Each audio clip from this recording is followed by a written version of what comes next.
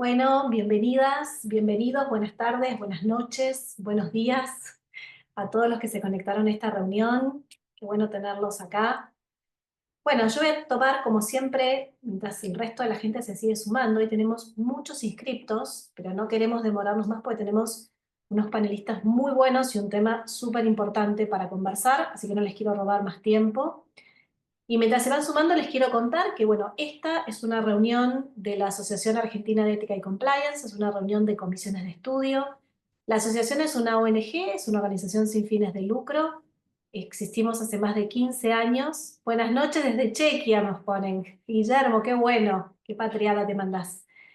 Nuestro objetivo en la asociación es promover la adopción e inspirar el uso de las mejores prácticas en materia de ética y cumplimiento, y entendemos que las prácticas organizacionales tienen que ajustarse no solo a las normas y regulaciones aplicables, sino también a los principios éticos y de buenas prácticas de gobierno, control y transparencia. Nuestro lema, desde que nos fundamos, es que lo correcto debe primar sobre lo conveniente. Y en los últimos años también decimos que nuestro lema es que somos apasionadas y apasionados por hacer lo correcto.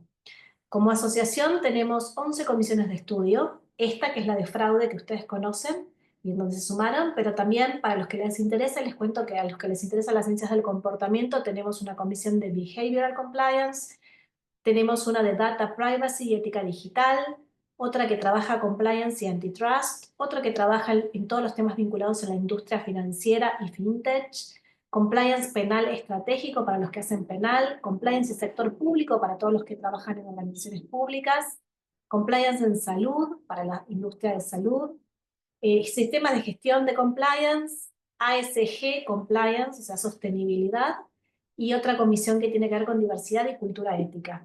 Además de las comisiones de estudio, la asociación tiene una certificación internacional en ética y compliance que damos en conjunto con CEMA, justamente en la casa en donde hoy tenemos uno de los oradores del día. Llevamos 22 ediciones hechas, estamos hoy en la camada número 23, somos más de 2.200 graduados, así que los invitamos, si no hicieron la certificación, a que se sumen y la hagan. Tenemos un club del Compliance Officer que se reúne mensualmente, normalmente todos los últimos miércoles de cada mes, solamente para graduados SEC, en donde discutimos temas de actualidad y hacemos un update del estado de las discusiones de ciertos temas que por supuesto nos interesan por la profesión. Tenemos también una suerte de bolsa de trabajo, en la asociación le decimos Connecting Dots, no hace falta ser socio para participar y uno ahí puede tanto postear ofertas de trabajo como buscar opciones de trabajo, ¿sí? Y también tenemos una iniciativa muy linda que se llama Supervalores y que tiene que ver con que descubrimos que no es solamente importante hablar entre nosotros de compliance, sino ir a las generaciones más jóvenes, porque el futuro es de ellos, y empezar con ellos a trabajar en integridad y valores, y en ética y en anticorrupción. Y entonces armamos este programa en donde nos acercamos de una manera lúdica para trabajar con chicos de quinto, sexto y séptimo grado de colegios primarios, en donde, bueno, justamente trabajamos temas de integridad y anticorrupción, pero desde un enfoque totalmente distinto. Y finalmente, que seguro ustedes conocerán, la asociación tiene 2 eventos todos los años, el tradicional encuentro entre los sectores público y privado, que normalmente es a mediados de año, este año se hace el 4 de julio, y es abierto para todos los que quieren participar, súmanse en redes y búsquennos, anótense y participen en el de este año.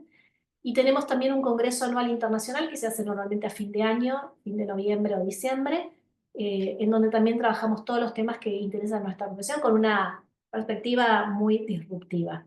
Bueno, ya solo eso, los invitamos a formar parte de la asociación, a hacerse socios, a colaborar con nosotros, a seguirnos en redes para enterarse en las novedades y a formar parte de esta comunidad que nos encanta participar. Y sin más preámbulos, los quiero poner dejar en manos de Fernando y Marcelo, que acá se están sumando. ¿Cómo les va? Buenas tardes. Buenas tardes, Mariana, gracias. Ya los dejo para que continúen, ¿eh? Excelente reunión. Gracias. Yes. Okay, I think that is time that we switch to English, so Yeah, I that think so. all of our speakers feel comfortable about that. So why don't we start and do you want to say a couple of words before getting into the discussion? Yeah, very quickly, because Mariana was doing a very good introduction to everyone, but Marcelo is a Holland and Knight partner and lawyer based in Buenos Aires. In my case, I am Fernando Peyretti, forensic partner of Deloitte, and we are conducting this meeting to talk about a couple of very interesting things. Today's webinars, we choose the name the FCPA in times of geopolitical turbulence and what's happening in this situation. And to start talking about that, I would like, Marcelo, you introduce Sonali, because she has a very interesting background, and I will do the same thing with Alejandro, and we start with the discussions. All right, that sounds good. Thank you, Fernando. So I have the pleasure to introduce a great colleague of mine. Her name is Sonali Patel. She's from the U.S. Sonali used to work at the U.S. Department of Justice, and more specifically, which is great for today's discussion, at the FCPA unit. The FCPA unit, it's within the Department of Justice fraud section. While working there, Sonali oversaw investigation and prosecution of dozens of foreign bribery cases. In fact, she led more than 50 FCPA-related investigations, including DOJ's high-profile PDVSA corruption cases involving Venezuela's state-owned oil company. Sonali has recently left DOJ, sadly for the U.S. government, but Sonali is now a partner in the global investigations and white-collar defense practice of Willkie, the law firm of Willkie Farr, in their Washington, D.C. office, where obviously she brings her DOJ insider perspective to help companies and other clients to navigate anti-corruption risks. Sonali, it's such a pleasure to have you here. Thank you. Thank you so much for that very kind introduction, Marcelo, and very happy to be here with all of you. Excellent. I will introduce Alejandro Corbacho. Alejandro is a political scientist and professor based in Argentina. He currently serves as director of the Observatorio of Security and Defense, and is a professor in the strategic area in the Argentine Naval Wars College. Holds a PhD in political science from the University of Connecticut, and specialized in international relationship, comparative politics, and international security. Alejandro has very extensive studies about how corruption and government intersects with international affairs. And we are going to be talking about a very interesting topic and very actual for the company. So Alejandro, it's a pleasure to have you here. Thank you. Good evening to everybody. Thank you very much for the invitation. It's a pleasure for me to stay with you tonight. Thank you. Perfect. Well, today's webinar is mainly triggered by an executive order President Trump issued in February, in which it instructed the U.S. Department of Justice to pause FCPA enforcement until new enforcement guidelines and policies are issued. The rationale behind the executive order is that it was being enforced that FCPA was hurting American companies and their ability to compete in international commerce. Alejandro, let's please take a step back and look at the broader geopolitical picture. The FCPA was enacted in 1977 during the Cold War. The US DOJ began to be more aggressively enforce the FCPA in the late 90s, especially after the OSyD anti-bribery conventions went into effect approximately in 1999, and forced other major countries to adopt similar laws, including an Argentina anti-corruption law that we have there since a couple of years ago. And the FCPA was one of the Department of Justice top enforcement priorities until Trump's executive order, which was issued in a moment marked by rising tensions. We know about the US and China, ongoing wars in Ukraine and Gaza, and return of great power competition, and a growing sense of fragmentation in the global order. Can you please explain how the US geopolitical positions since the FCPA was enacted has changed for the world to be in this situation? Well, okay, thank you for the question. Very interesting point. Where are we now? But we have to think where are we coming from.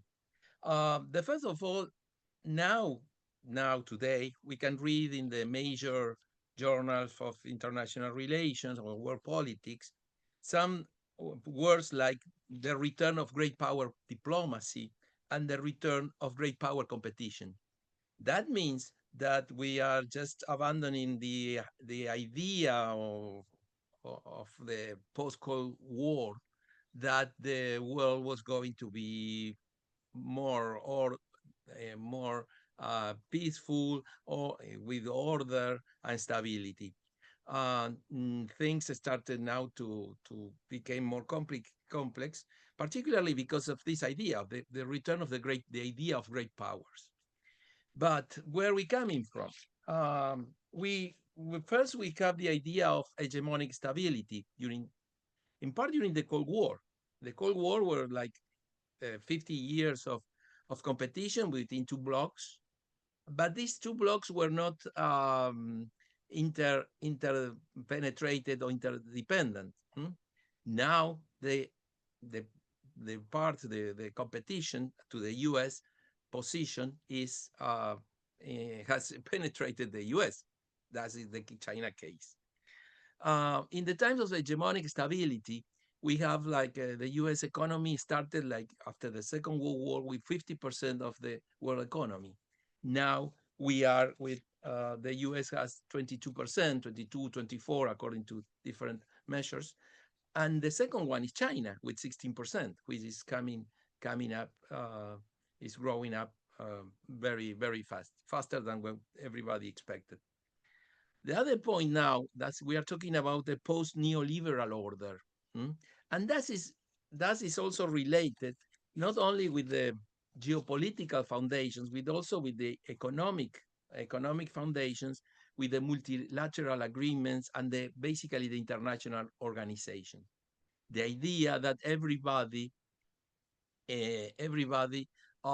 share the values and the idea of the same international world order. What happened in the 90s? The 90s was a really, I think, it's a key time to think about where we now, because during the post-Cold War in the 1990s, we have only one superpower on their feet, which was the U.S.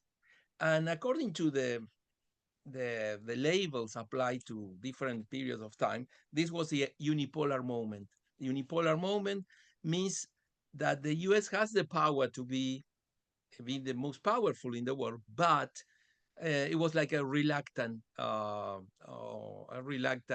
monarch. The idea was like to create the presence of a superpower as the U.S. was not threatening for the rest of the world. But what happened in the 90s also, we have the beginning of the period of globalization. And with globalization became the triumph of international organization, a world order-based institution. And that was the very optimistic and probably is summarized in the phrase of Francis Fukuyama, the end of history. But of course, the world is populated by human beings, and the human beings are imperfect.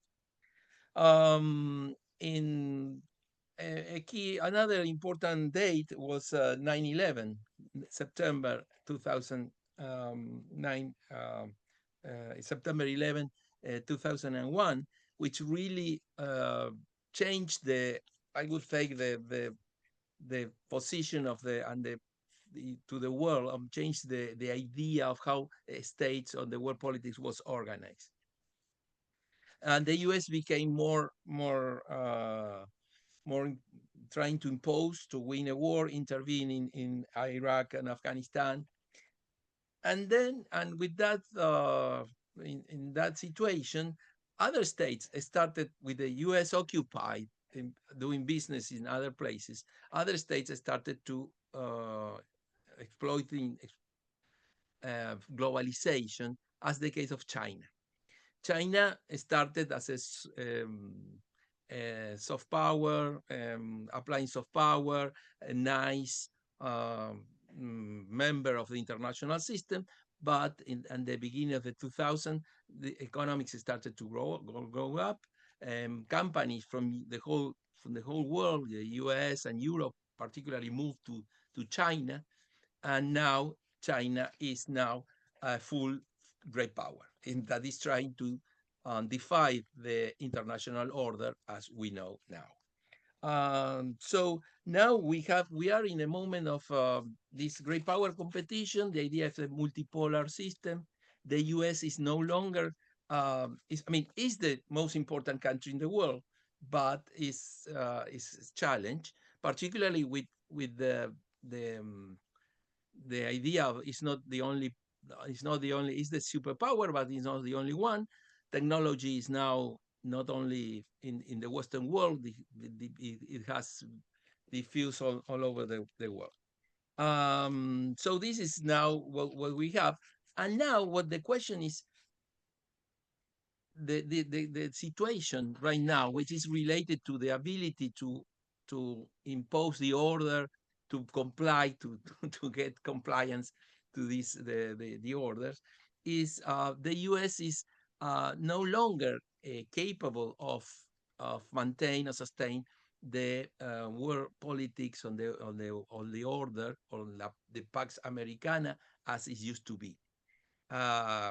It has trade deficits, it has domestic issues in economics, and needs to retreat and concentrate. And that is the interpretation of the new government of Donald Trump, who is thinking about retrench and becoming more trying to fight to contest the challenge done by China. So that's what we have right now, and we are looking that it's not only what I would like to say. It's not only done by one person.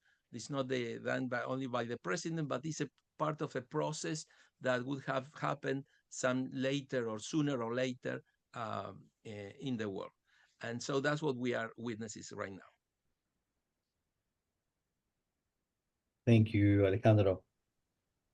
Very interesting explanation. Many thanks, Alejandro. And taking from what you were saying, I do have a question for Sonali, and we're going to get a little bit more FCPA specific now. But you know, what Alejandro was saying, Sonali, I think it resonated with me and triggered back a memory of Trump before becoming president for the first time, saying the FCPA is a bad law because it hurts our companies and their ability to compete, right? So Sonali, you've been at the heart of the FCPA enforcement. So the question everybody has right now, as you can imagine, is what's really going on? Some of the media coverage of Trump's executive order went as far as suggesting that the executive power within the US government has decided that the FCPA is no longer applicable, which obviously has created a lot of confusion in the compliance community, especially outside of the US. It would thus be great if you can explain to this audience what the executive order actually says, how it affects FCPA enforcement, and more specifically, the work of the DOJ unit you used to be a part of, right? In particular, the executive order talks about a review of existing FCPA investigations or enforcement actions. So if you can also expand into that a little bit, it'll be great. Thanks. Sure. So I thought I would start by just sort of giving everyone a little bit of an overview of how prosecutions were brought by the FCPA unit before the executive order, because I think that'll inform our discussion of what the executive order actually does. So when I was in the FCPA unit, and I was there through the second half of the first Trump administration and almost the entirety of the Biden administration. So two different administrations that had very different enforcement priorities, but to be perfectly honest, my work did not change very much between the two. And that was by design. The FCPA unit is part of the Department of Justice that's staffed by civil servants. It is not political, and so it brings cases, it conducts investigations, really just by following the law and the evidence, and it typically is not really impacted by a change in the administration. There might be changes at the margins. There are always different policy pronouncements that are made by different attorneys general. But on the whole, the work that the unit does is pretty apolitical, and it doesn't change much from one administration to another. And so the way cases happened were that, either a company would come in and self-report, the unit would start its own investigation because of something that it saw in the news or through various data mining initiatives that the unit had at the time. But the decision to start an investigation was really left up to the FCPA unit. And then the decision to proceed with an investigation, the decision to charge, all of those things were within the specific domain of the unit itself. It really wasn't decided by political appointees within the Department of Justice, with the exception of certain, notification requirements. But at the end of the day, the unit did its own work. So what is really unique about the executive order, and frankly, even a few days before the executive order, I don't know how much this group was tracking, on her first day in office, Attorney General Pam Bondi issued a memorandum. She actually issued 15, but one of them had to do with the FCPA. And she did a few things in that memorandum that were fairly unique. The first was that the memo itself was about eliminating cartels and transnational crime organizations. And so she directed the FCPA unit to focus its efforts on those two goals, which was a little bit unique because, the U.S. government already has a number of tools that are aimed at, prosecuting members of cartels, trying to eliminate transnational crime organizations. And the FCPA is actually kind of a blunt instrument with which to do that. It's not the best prosecutorial tool that the United States has in its tool belt for getting at that kind of activity. But, that being said, you can imagine that there is overlap sometimes between transnational crime organizations and cartels and companies that operate in countries where there is a lot of that kind of activity. Often the activities of a company may touch on something that a cartel or a transnational crime organization controls within that jurisdiction. So that was a major change, but again, something that's within the prosecutorial discretion of a new attorney general to say. But another thing that she did, which was very unique, is that she shifted the FCPA unit had primary jurisdiction, if you will, over FCPA cases, which means that any FCPA case that's brought by the United States government is prosecuted by this dedicated unit that sits in Washington, D.C., comprised of about, at any given time, 25 to 40 prosecutors. She took away that exclusive jurisdiction, at least for cases that involved cartels and transnational crime organizations, and made it sort of a free-for-all so that any U.S. attorney's office in the country can bring those cases. The reason that this was sort of housed within the FCPA unit instead of all over the country is because of the, pretty unique kind of foreign relations aspects of FCPA work, right? And the fact that much of this work requires prosecutors to interact with their counterparts in different countries, to seek evidence from different countries, and it makes sense from a diplomacy perspective to house all of that within one unit. But at least for cases involving cartels and TCOs, the Attorney General said, we don't need to do that anymore. So that was sort of the first pronouncement out of this administration, that the FCPA was something that it was looking into and it was going to be a focus. And then 5 days later, the president followed up with an executive order that I think everyone on this webinar is probably familiar with. But the executive order does a number of things. It pauses FCPA enforcement for 180 days. And it directs the Attorney General to issue new guidance on how FCPA cases should be prosecuted. It doesn't really say much else about what should be included in that guidance, but it just says issue new guidance. So during this pause, the Attorney General is directed to stop bringing new FCPA cases. So essentially don't open any new investigations. unless there's some sort of exception that's granted by the Attorney General specifically. And I think it is hard to overstate how unique that is in the US system. So typically, a prosecution is just started by a prosecutor, right? You don't need the Attorney General of the United States, which is someone who has been selected by the president and appointed by the Senate, to give an okay to start a prosecution. That usually just happens because the line prosecutor is interested in it. So it's already pretty unique that the Attorney General is now going to be directly involved in deciding whether or not a new prosecution will be initiated. Second, according to the order, the Attorney General is to review all existing FCPA cases to determine what should happen with them. Should they go forward? Should they be closed? If the matter has already been prosecuted, but there is a deferred prosecution agreement or a guilty plea or non-prosecution agreement that comes with some sort of reporting requirement for a period of years, should that be terminated early? Pretty much everything is on the table. And I think Marcelo is nodding his head because he has a lot of familiarity with this part of the order. And then third, as I mentioned, the order, it directs the Attorney General to issue new guidance. So that's what the order is. But I think it's important to think about what the order is not. So the FCPA is a statute that was passed by Congress and signed into law by President Ford, I believe, in 1977. And it remains good law. So this order does not mean that the FCPA is no longer a statute that is in the United States Code. It is still there. What this executive order does is it changes the enforcement priorities of this administration. In the United States, sort of the prosecutorial power of the United States is part of the executive branch of government. And so typically there has been a pretty clear separation between the president and the Justice Department, even though it sits within the executive.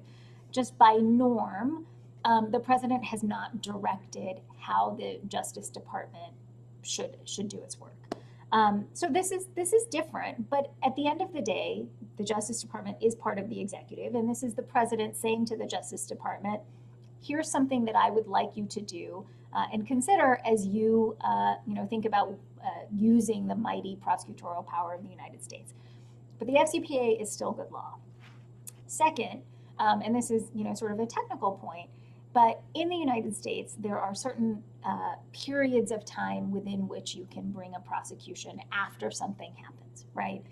We call it a statute of limitations. So for the FCPA, the statute of limitations is 5 years. What that means practically is that if a company was to pay a bribe today that would violate the FCPA, 5 years from now, a case could still be brought. And that 5-year period can even be extended by 3 years if the government is seeking foreign evidence. So what that means for you in your seat as compliance officers at companies or people trying to figure out how your companies can behave and stay within the bounds of the law is that even though, sort of the president has stated that he'd like a review of FCPA cases and he'd like the Attorney General to come up with new guidelines, and those new guidelines may mean that enforcement will be more lax or maybe directed at foreign companies or maybe directed in certain sectors. Any violation now will bleed into the next administration. So really, companies should continue to do what they're doing because you're not out of the woods. The FCPA is still good law. And one of the things that has happened is the United States has sort of taken this step back or taken this step because nobody really knows yet whether or not it will be a step back, but has taken this, retreat for 6 months, is that other countries have kind of stepped up to fill the void.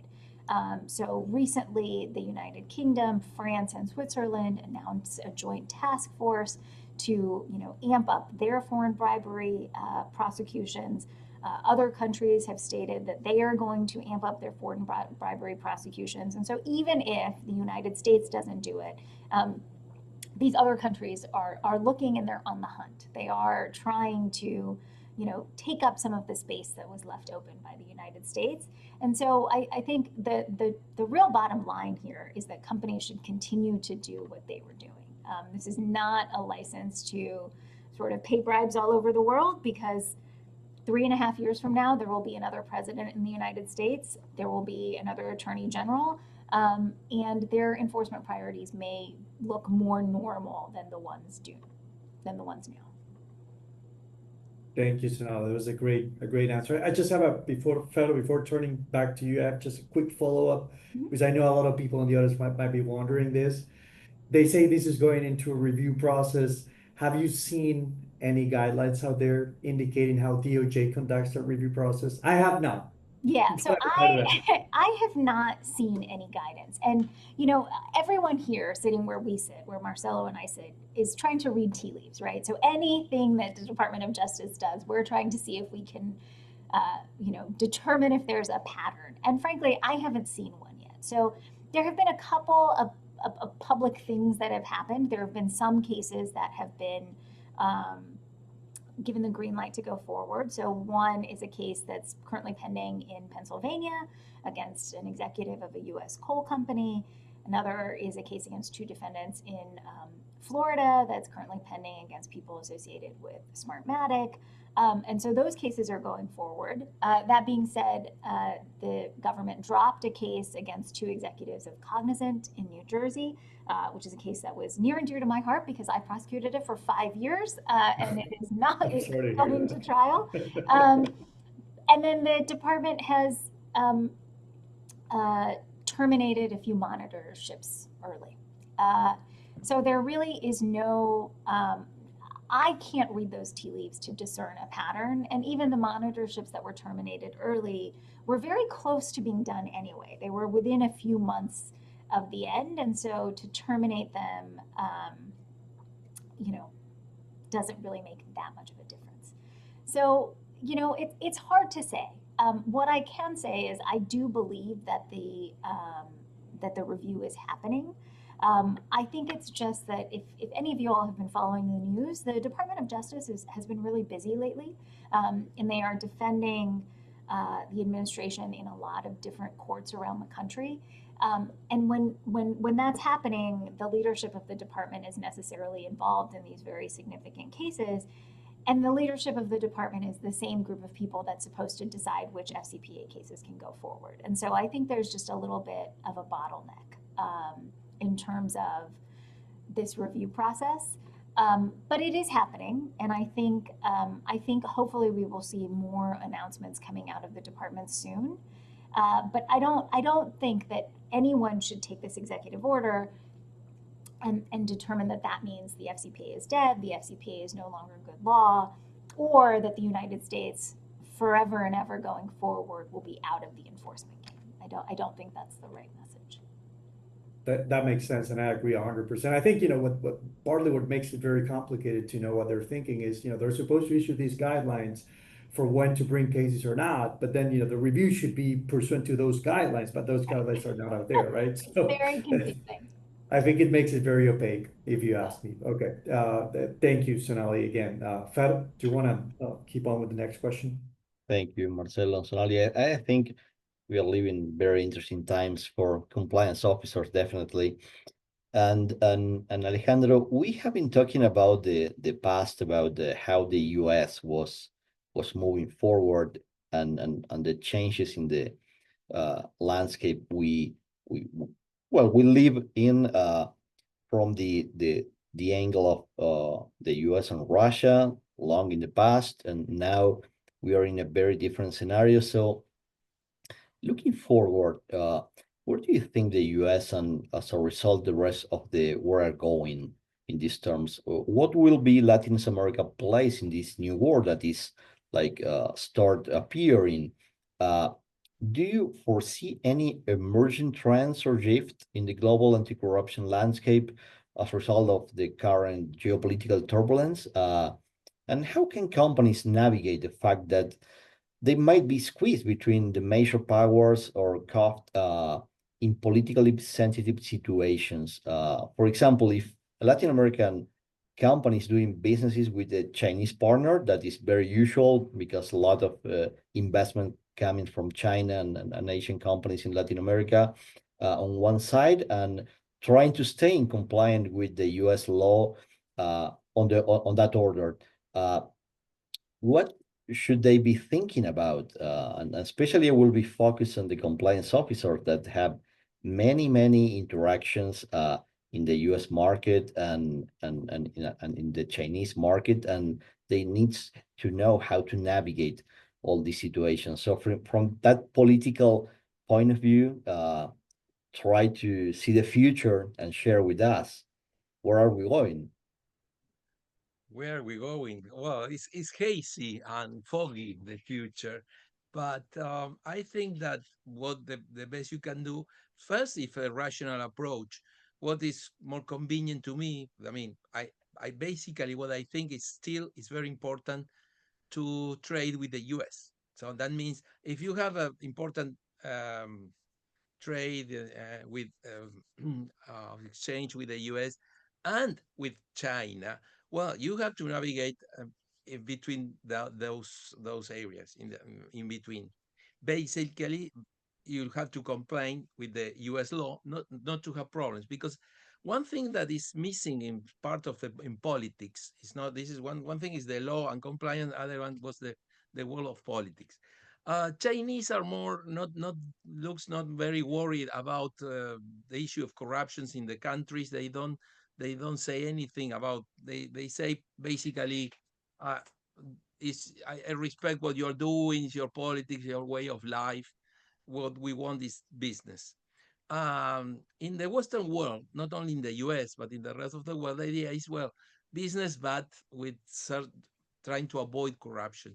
That's why Chinese could make important, I think, entrance in Latin American politics. They don't ask questions, just they want results.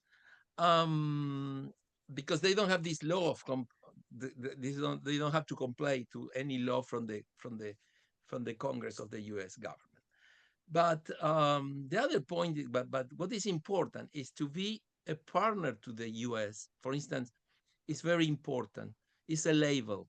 Is that you are a fair trader, and I'm telling you from the Argentine perspective. Here, the idea of free trade area, of free trade with the U.S., the famous ALCA was attacked, was make a mockery, a lot of mockery about that. Then they have this ALVA, and but the idea was not that bad. Basically, because some countries, what happened when first was proposed the ALCA, Brazil and Argentina, we were really would suffer a lot with the with this agreement, trade agreement, because it was we have very few products or things we can do in exchange to the US. But after long negotiations, for instance, and also working with the US politics, Brazilians could make an important entrance in the US markets. We know what happened in the 2005 in Mar del Plata, in la cumbre of Mar del Plata, in the Mar del Plata summit of presidents of hemispheric presidents, where the Argentina allowed President Chavez to insult the president of the U.S. And the president of the U.S. visited immediately after that Brazil, and again immediately the U.S. Brazil has a lot of business with the U.S. But the idea is that when you have you are accepted as a free trade part with the U.S., it's like a certificate of fair trader, and you can promote and get more business with the rest of the world. And that's happened to other countries that have done that. It's not that bad. It's not so bad. It's just a question. It's an issue of negotiate and of course the most important thing is to take into account the national interest and the interest of the whole people, not the interest of the politicians of the moment. It's interesting what Sonali was talking about administrations, and she was making and was thinking it's the idea I have two different administrations, but the Department of Justice is more or less the same, and the idea is it's going to be more stable. So that's the things that's the important message where I think we have to take into mind. Well, that's interesting because stability is something that is not very present in Latin America when we compare with the administrations in the US, but definitely really interesting what you have mentioned, Alejandro and Marcelo. Thank you, Fel. Thank you, Alejandro, too. So now that we're talking about where we're going and things that may happen in the future, let me go back to you, Sonali. It's always tedious when somebody asks us attorneys to make predictions because it's hard. But I have to ask.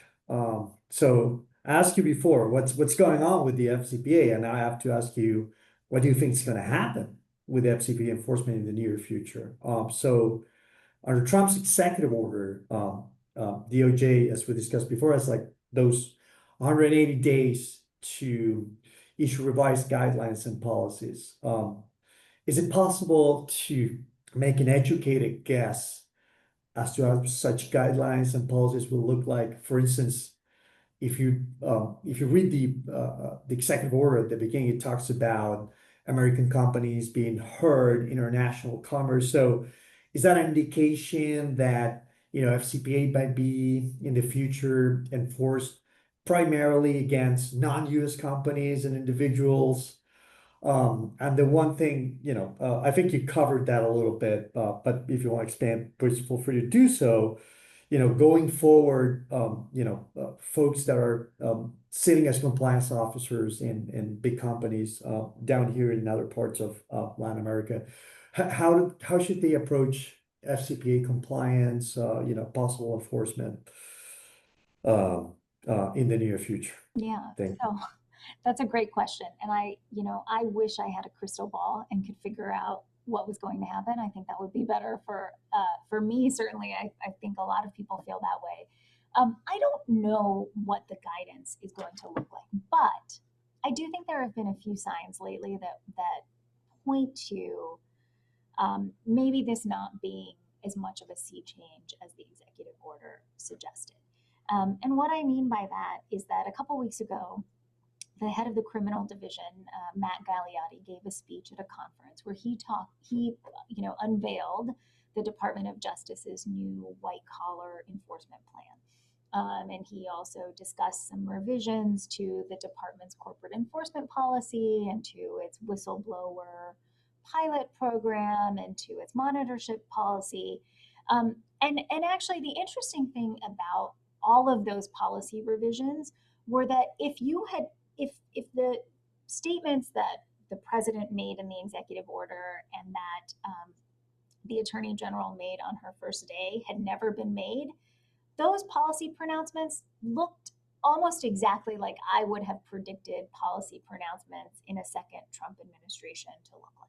They were changes at the margins, but they were not changes to suggest that the department was no longer focused on white collar enforcement. And in fact, in certain parts of the guidance, it even suggests that the government is still going to be looking at bribery of foreign officials. There's a footnote to the executive order, but it still lists that as a priority area.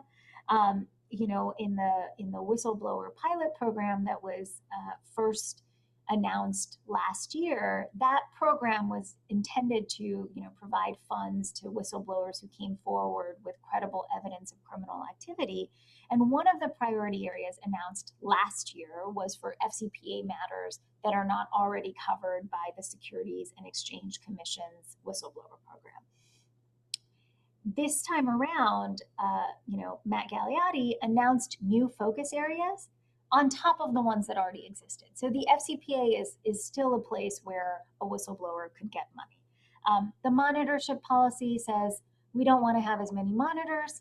That was true in the first Trump administration. And the revisions to the corporate enforcement policy are trying to make it more attractive for companies to self-disclose a violation by saying that they will definitely get a declination if they self-disclose and cooperate and remediate. And by remediate, that means make changes to their compliance program to ensure that this kind of activity doesn't happen in the future. And they'll get a declination, and that investigations will be quicker. They won't, stagnate for years like they have in the past. All of these things are things that I would have predicted a second Trump administration would do, and are not so much of a departure from where enforcement already stood. So if we look at that and we say, okay, well, that didn't actually change that much. Those policies still mention the FCPA as if it's good law.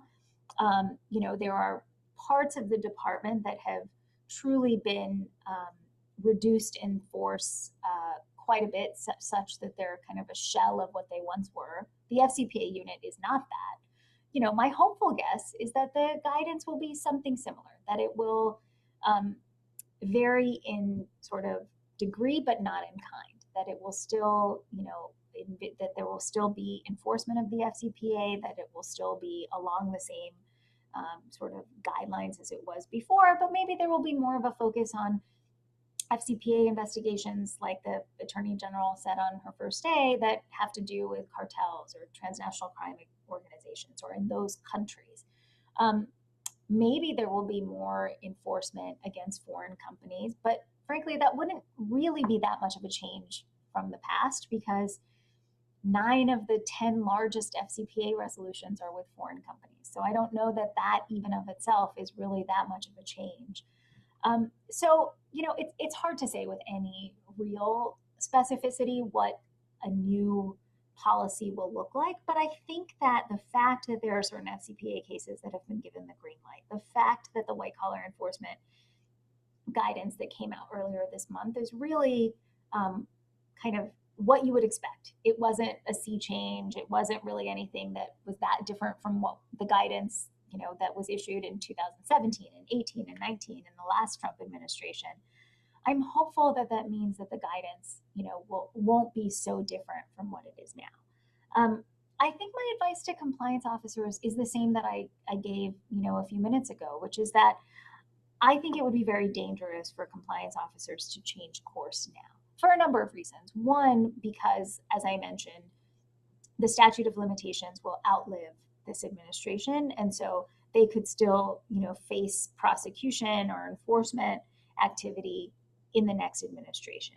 But 2, because I think companies have done a lot of good work in helping to entrench compliance into the business, which ultimately is better, right? There are very good reasons to not do the things that the FCPA criminalizes, that have to do with the way a company functions. It has to do with not causing reputational damage to the company. It has to do with the fact that companies can often use the FCPA as, sort of a shield when bribes are being demanded. All of these things are good reasons to continue course and to continue doing the same things that companies have been doing to sort of enhance their compliance programs over the last few years. And I will say, all of this guidance and everything that has been said so far has said nothing about the Foreign Extortion Prevention Act, which criminalizes the demand side of bribery. And so that's another thing to remember, that statute is also still good law, and there's been no change to how that will be enforced. Now, we don't have prosecutions under that statute because it's very new and it only applied going forward.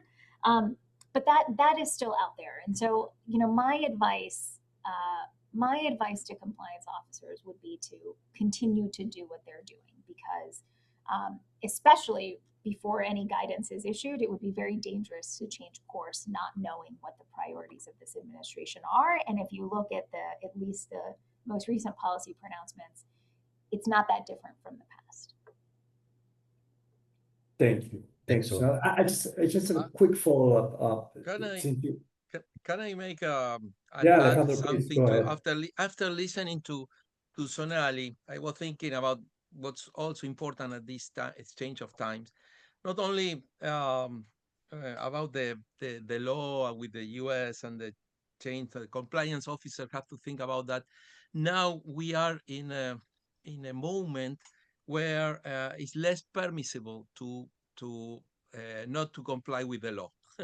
I mean, the idea, if now with whom you are making businesses, is also becoming a strategic issue. It's not only who lend you money lend you the money for the lowest rate interest, but also if is a friend, is strategic, is one of us, or something like that. And these are now this is what's going on. I mean, you have to be careful. I mean, I had to talk with some people from companies that were worried about where to place companies outside their country, because the area was not strategically safe. What would happen if the country in where they have the company decided to change sites and change laws or something like very, very, very bad? So now it's a time that if you are making business with the US, it's important that you also are a fair trader and you are doing a fair trade and not suspected of violent or not compliant with the laws of the state. This is now also it's not only an issue of reputation and prestige, it's becoming an issue of strategic importance. Yeah, thanks a lot, Alejandro. And just to add something related with a couple of comments coming from Sonalia, we are seeing, and I'm trying to think like a compliance officer, but we have at this time a pause in FCPA. We have at the same time FIPA, that was a very low-key regulation that appeared at the end of the previous administration that allows the US to go through foreign public officers. We have also a whistleblower program in the DOJ, so it looks like the DOJ it's like more open to receive information coming from the market, the employees or whoever had the information. And we have at the same time, and I am specifically thinking about compliance officers that have regional roles, a strong change in how risk appear in the region. For example, if I compare Mexico and Central America at this moment with South America, we have a very big change, and companies with operations here are very, very close, understanding how the interaction with cartels could be in place, how to deal with that, which kind of measures they can take. And that's very different than companies in this case in South America, because the Trump's approach. But we're in a very dynamic moment, and I think, Marcelo, you're reading the questions because I'm seeing at your eyes. So we have a couple of minutes, so you can choose one to put on the table with Sonali and Alejandro. Yeah. No, thank you, Fer. I just want to give some room for our audience, and I have a pretty interesting question here from Nicolás Fernández Quesada, who's Sonali. He's wondering, have you heard of any bills that were introduced in Congress by Republican lawmakers to take one step further and repeal the FCPA itself? Because Nicolás is wondering, if that's not the case, isn't this executive order more of a sensationalist thing than something that is meant to have like real impact, real teeth? Yeah, so look,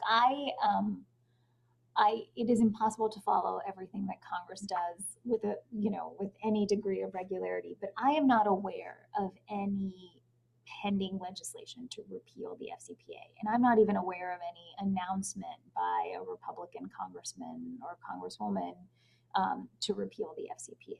So, I think sensationalist is the wrong word, because of the fact that, Trump does control the DOJ in ways that historically presidents have not.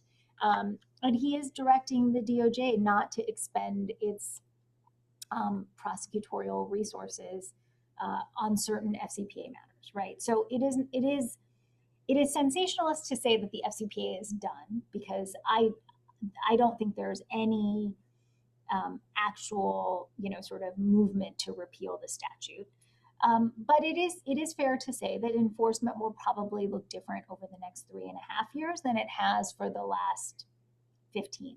Now, that is true typically with a lot of different parts of enforcement in the United States. For instance, often when there's a Republican president, civil rights enforcement looks very different than it does when there's a Democratic president. So there are parts of the law where enforcement looks very different depending on who's in power. Historically, the FCPA has not been that. And this is now the first time where that is true. But I would be shocked if the statute was repealed. And I haven't seen anything to suggest that anyone is making any moves to do so. Nor has the president asked Congress to do it. Right. I think we would have seen it in the news if something like that was even proposed, right? Yeah, I think we are probably in one of the most interesting moments in terms of changes and an approach that is totally new for companies here. I don't know if you have more time. Mariana, you are there. I don't know if you authorize more time for questions. Hi. I think that we have completed the time, but if you want to stay because there are more questions and you think it's important, of course, you can stay. We can stay. I'm listening, and it's been a wonderful session, really very interesting. And I've seen the questions and the comments, and I really thank you all because this is a much clearer overview of the situation right now. But please go ahead. I will pick up one from Erika Pedruzzi, and I think it's going to go to Sonali because it's talking about specifically about FCPA. Will the 5-year period contemplated in the FCPA statute of limitations be extended for the same duration that the FCPA enforcement was paused by the resolution enacted by the Trump administration? I think that's very unlikely. So the way that the statute of limitations for the FCPA works is that it's actually a separate statute that determines what the statute of limitations is for the FCPA. And there's nothing in that statute to suggest that a statute of limitations would be told for some period just because of a decision by the Department of Justice not to prioritize certain cases. So I think, to the extent that cases that could have been prosecuted are not prosecuted because the statute of limitations ends during the Trump administration, I don't think that there will be any move to extend the statute of limitations. So I guess if you are a company that falls in that very small window, then you're in luck. But I don't think that will happen. It's really hard to predict. Yeah. I think we have covered the majority of the main questions, and I want to thank both Sonali and Alejandro because it was an honor to have you both with all your knowledge and experience about this matter, and I think it's very useful also for the companies to understand the regulation changes we are facing, but also the politics behind that, because at this moment we are seeing how the US politics are really highly involved about the approach of the enforcement of certain laws, and it's going to be probably the main topic during the short terms for many companies in Latin America. Marcelo? Yeah, I concur with you, Fer, with everything you've said. Just I have nothing else to say other than thank you to both Alejandro and Sonali. It's been great to have you both, and we hope you have you back in the near future. And thanks everybody in the audience for joining. Thank you for sending the questions. It's been great. Thank you so much. Thank you. Bye-bye. Thank you, everyone. Gracias a todos. Thank you Un very saludo much. para todos. Gracias. Saludos para todos. Gracias.